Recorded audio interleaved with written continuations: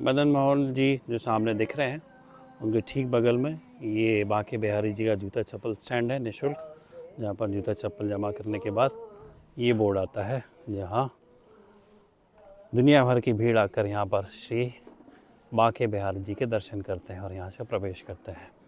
तो स्वामी हरिदास जी के द्वारा प्रकट ललिता सखी के अवतार श्री स्वामी हरिदास जी, उनकी महिमा से प्रकट ये बांके बिहारी जी दुनिया भर के लोगों को दर्शन देते हैं और यहीं पर कॉरिडोर बनने की बातचीत चल रही है। तो इन कुंज गलियों को हटाने के बाद कैसा दिखेगा वो कॉरिडोर, वो आगे देखने वाली बात होगी। ये बांके बिहारी जी का पहला गेट है और आगे बढ़ते हैं हम, जहाँ पर राधा वल्लभ लाल जी का प्रवेश द्वार है।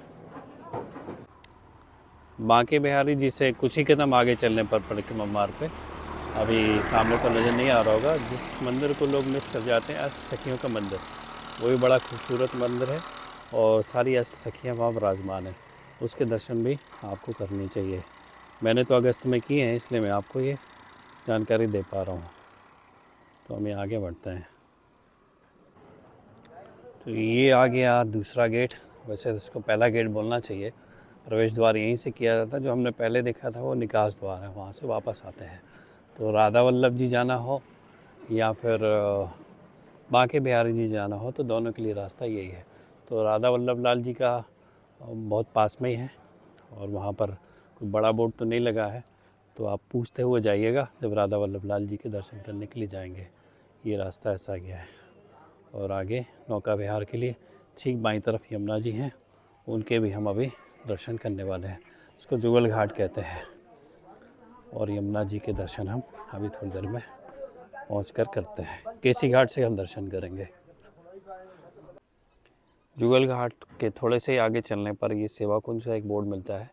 ये प्रिया प्रियतम की राधा कृष्ण जी की नित्य रासलीला स्थली है, जहाँ पर हरिवंश महाप्रभु जी वहाँ पर भजन करते थे और वो भगवान की लीलाओं का और रास का दर्शन करते थे।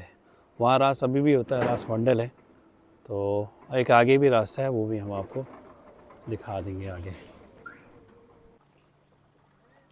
फिर यहाँ से आपको यमुना जी इमली तला घाट है ये, और ये जो है महाप्रभु जी की बैठक है और इमली तला भी इसको कहते हैं। इमली तला इसलिए कहते हैं कि एक बार अब जैसा मुझे प्रसंग पता है, थोड़ा सा शायद मैं अगर मिस कर रहा हूँ, इन्फॉर्मेशन कहीं थोड़ी लूज़ हो रही है तो आप मुझे क्षमा कीजिएगा, कि एक बार राधा रानी के पैरों में इमली के कांटे वाटे कुछ ऐसे चुभ गए थे, तो नाराज़गी में उन्होंने ऐसा श्राप दिया कि पूरे ब्रजमंडल से इमली गायब हो गई। तो एकमात्र ब्रजमंडल का इमली का जो पेड़ है वो यहाँ पर इमली तला में नज़र आता है। और ये भी एक सिद्धपीठ है जहाँ के दर्शन अवश्य करने चाहिए। इस स्थान पर बहुत सारी छोटी छोटी ठेले पर दुकानें मिल जाएंगी, जहाँ पर हरी घास और सूखी घास मिलती है गौ सेवा करने के लिए। तो लोग घास खरीदते हैं और ऐसे गौओं को पवाते हैं। जय हो गौ माता की।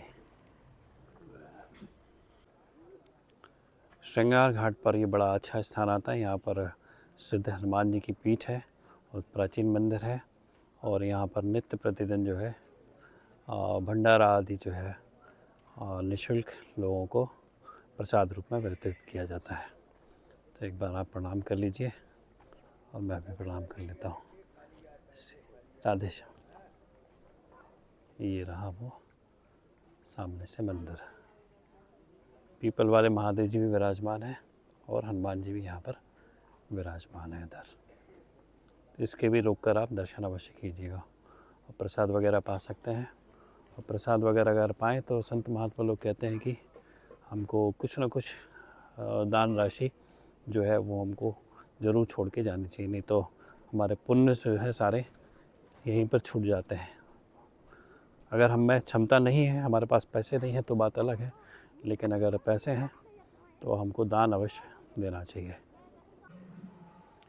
श्रृंगार घाट से थोड़ा आगे गोविंद घाट है, बस 10-15 कदम आगे, और यहाँ से जाते हैं निधिवन के लिए। और जो रास मंडल की हम बात कर रहे थे वहाँ पर ये रास्ता है। तो निधिवन और रास मंडल के दर्शन अवश्य करने चाहिए।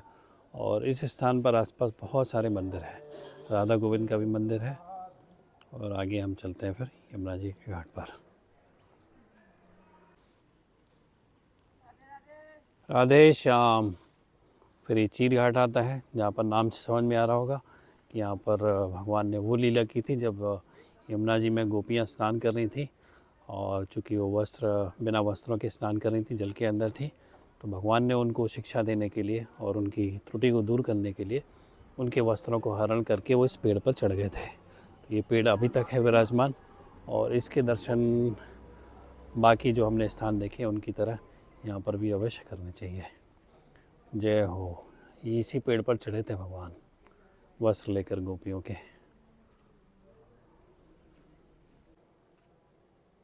ये हम पहुँच रहे हैं यमुना जी के मुख्य घाट केसी घाट पर।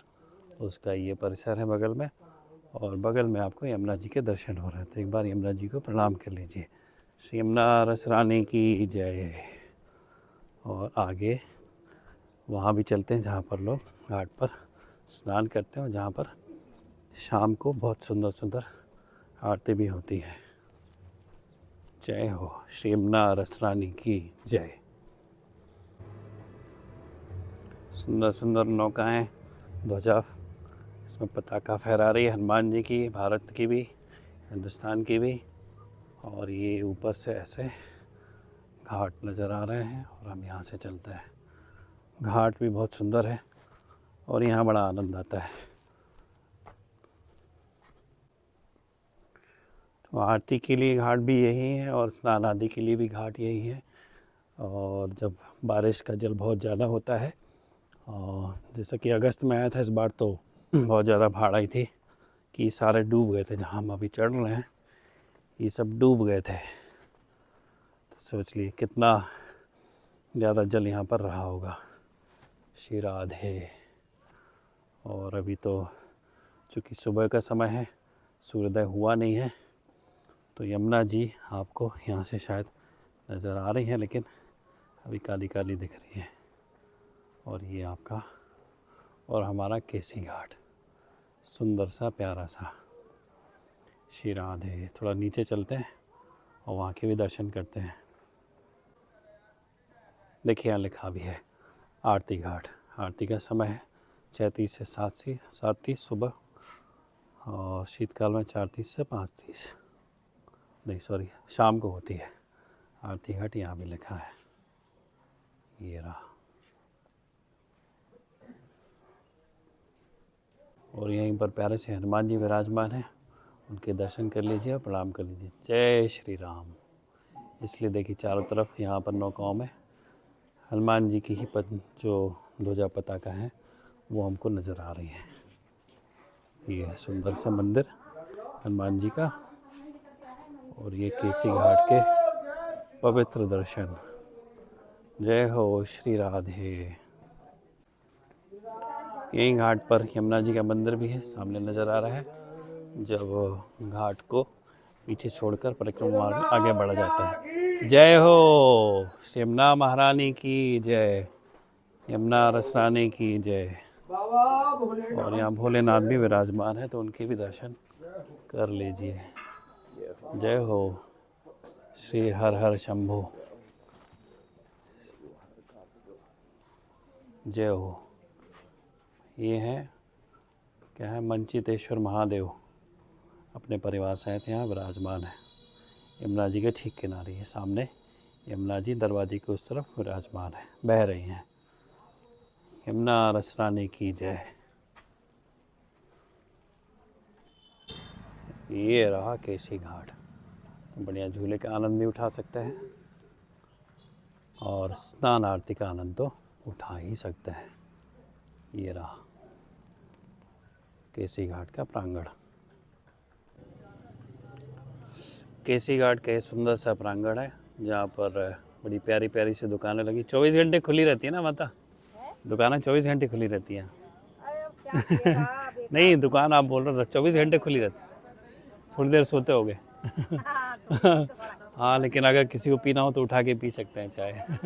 तो हम भी एक ब्रेक ले लेते हैं, और चाय की एक चुस्की आपके साथ हो जाए। माता कहाँ है चाय मेरी? ये है ना, चलो आपको दिखा के चाय पी लेता हूँ मैं। एक भी आप भी एक बार चाय की चुस्की ले लीजिए। राधे श्याम। बढ़िया मस्त।